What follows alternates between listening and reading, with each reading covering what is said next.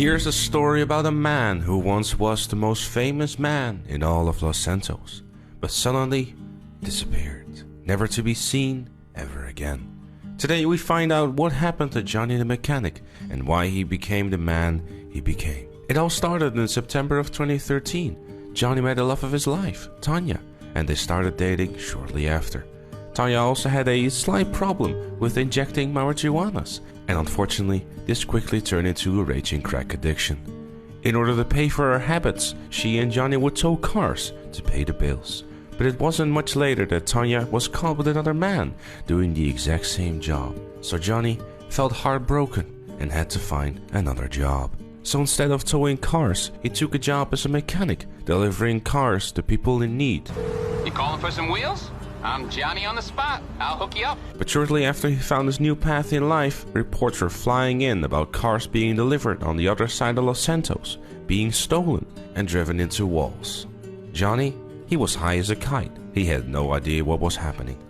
Luckily, he did manage to keep his job for a couple of months, but in February of 2014, it was over. Fired from his job, he had no options and lived on the street for a while, but became a crack addict to deal with the pain of all the beatings that he got from customers he tried to steal from.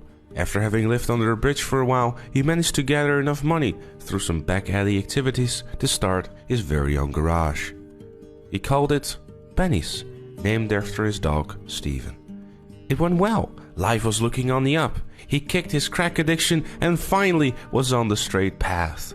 But after a couple of weeks of not paying up to the local businessman, his garage was sold to someone who was actually called Benny. So Johnny was back at square one. But he took a job as a cleaner at the local FIB building, and on his first day he spent 3 hours cleaning the floor to make sure that everything was looking good and he could keep this job for longer than 3 months. It got blown up 2 hours after he was done. He then decided to become a programmer and try to make something revolutionary to save the world. But he ended up creating an asshole AI that nearly destroyed the city.